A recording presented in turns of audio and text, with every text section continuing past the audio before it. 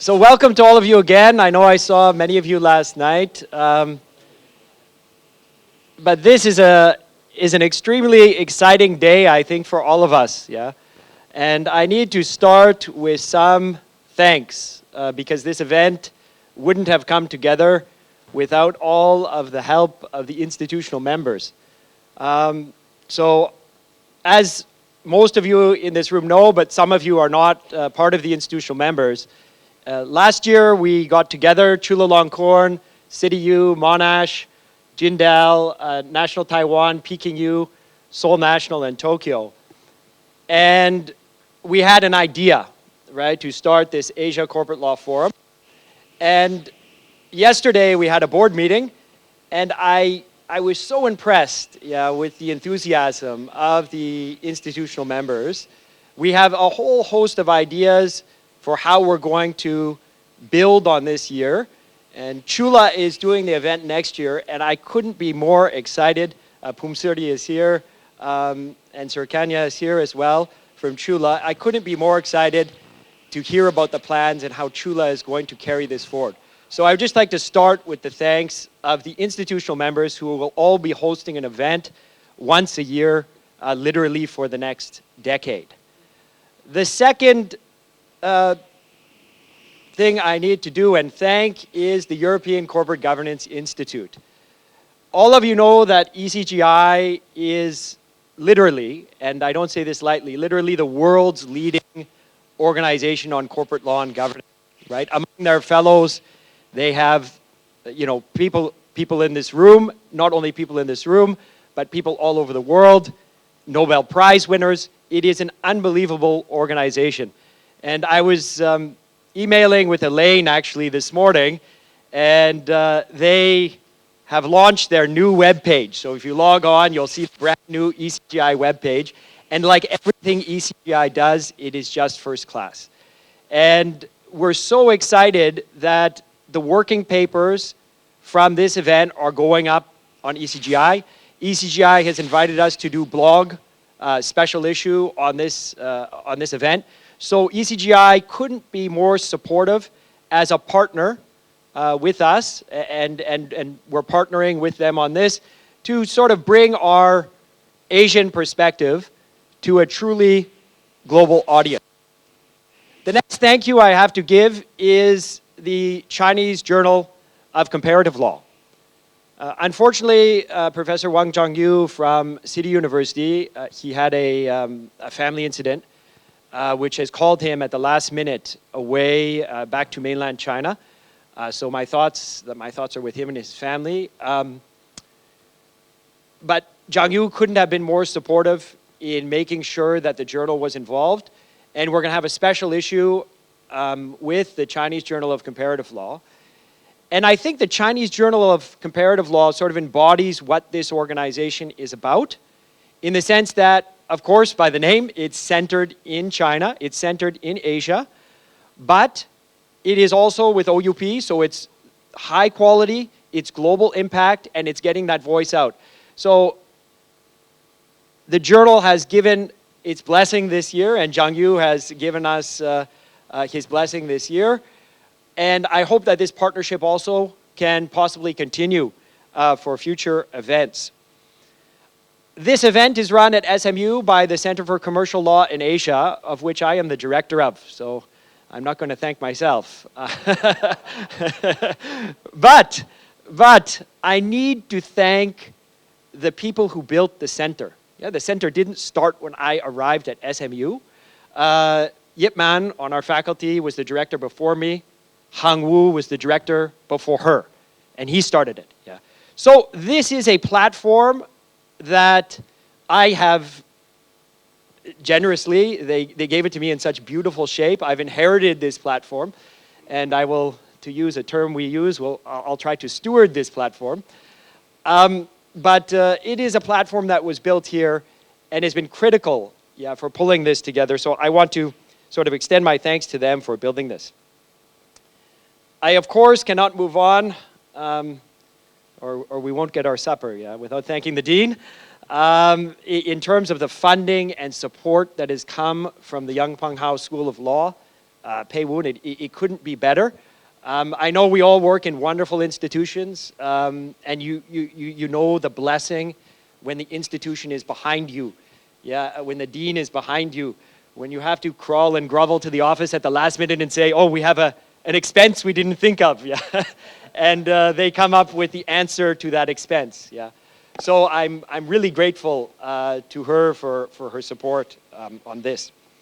And finally, I couldn't move on without thanking Hui Ting, who is at the back of the room but deserves to be at the front of the room, Jaslyn, and all of the other administrative staff here. This building, as you know, is beautiful, but it's not that it was just built beautiful, it's kept spotless. And this is done by everybody.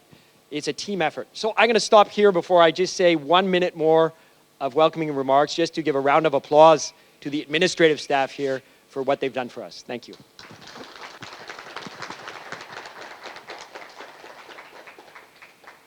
So, why are we doing this? Right? Why create another organization? A year ago, these 10 faculties leading in Asia on corporate law got together. And we had a very clear, admittedly ambitious goal: to create a new organization that is the leader in the world, the preeminent place to bring forward a voice for corporate law and governance in Asia. And I dare to say that we needed this organization. There are other wonderful organizations in the world, but all of us in this room know that within this region, we of course share many things. We share geographies. We share a diversity of different cultures, but cultures which, and languages which, cross borders. We share economic relationships that are increasing year by year. And the world has changed. This is not the 50s, the 60s, the 70s, the 80s. It's not even the 2000s. After the Asian financial crisis, many countries in this region were teetering. The IMF came in, and I've spoken to many of you who were even involved, some of you, with the IMF. They came in and they not required, they said, if you want the money so you don't collapse, you will sign. And my Indonesian paper, actually, that we're looking at today, we actually found the letter of intent from the IMF, or tomorrow, where they said, you need independent directors, you need these things. And maybe that worked 20 years ago, but that doesn't work today. Yet today we're in a different era. The power has shifted towards Asia. And with this greater power comes a greater responsibility. And so I don't think we go beyond what we can offer, right? I think we have to be wise in how we approach this new era. But I think that in this era, it's long overdue that us in this room who do the work on the ground in Asia have a strong voice for Asia, a different perspective, because we know there are different problems that arise and there are different solutions that we can bring about. So I think the idea of the Asian Corporate Law Forum is a reminder that when we talk about comparative corporate law and governance, you cannot talk about this anymore without having Asian corporate law and governance. And in fact, I don't even like framing it that way, because when I frame it that way, you suggest that this is something outside, separate and apart. It is very much a part of it. It is mainstreaming this idea, that these ideas should be appearing at the very front and center, because with, of course, the rest of the world, but an equal partner, right? And I think that is the mission of this organization, which I know when it moves from each institution in this room is going to be improved, the voice is going to be strengthened. Yeah? And that's why I'm super excited, yeah, about the next decade that lies ahead. And with that, I want to hand over to Professor Lee Pey Woan from the Yong Pang Hao School of Law to give her opening welcome remarks. Thank you very much. So thank you, Dan. And I want to say it's very exciting to be here.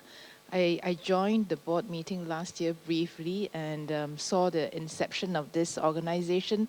But I think this year we can really see the growth and how things have come together. And I'm sure it's thanks to the hard work and commitment of everyone in this room. And I feel also it's a great privilege to be among you, because yesterday as I was listening to the presentations by the various speakers, I was just struck by how exceptional the quality of the discussion was, the papers, you know, the insights. And I think if not for a forum like this, some of this won't have, you know, the space and the platform it deserves to be at.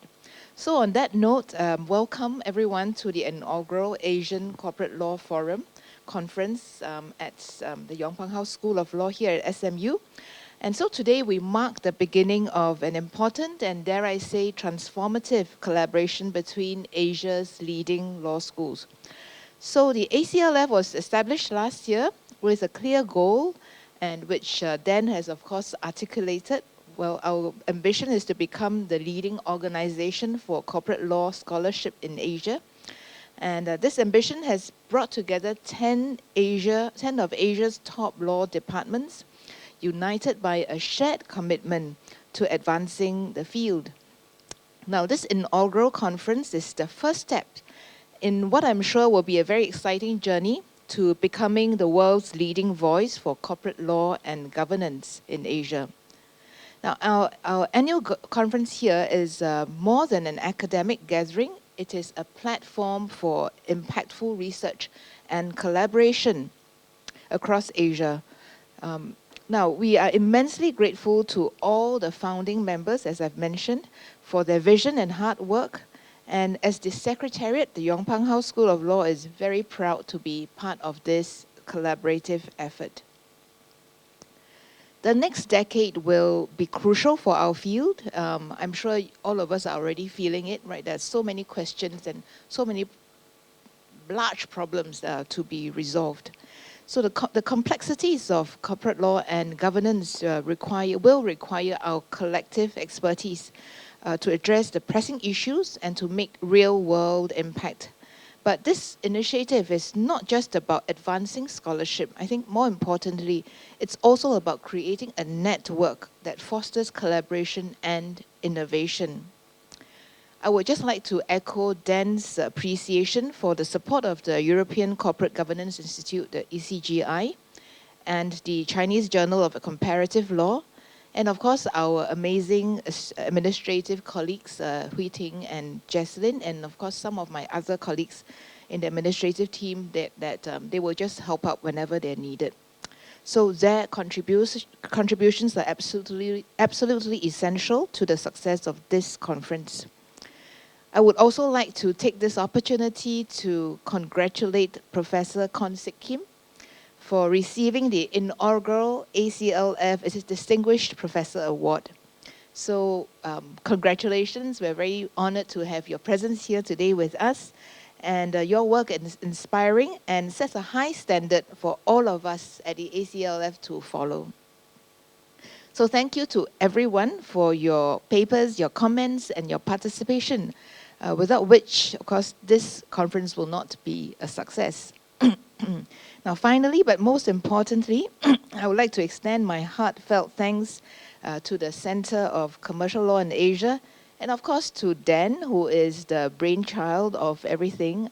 Some of you have known Dan for many more years than I have. I've known Dan mainly after he's joined us, and you would agree with me that he has such a concentration of energy, right? And it's very infectious. and he's kind of converted me to the importance of comparative corporate governance. And I'm very excited to see and hear many of his ideas, and with him at the helm, I'm sure the ACLF will be a great success. So I understand that next year we will be meeting in Chulalongkorn, and I'm sure all of us are already looking forward to that, and I'm sure that event will build on the success of what we're doing these 3 days. So with that, let me thank you again, and I wish everyone a very engaging and very rewarding conference. Thank you.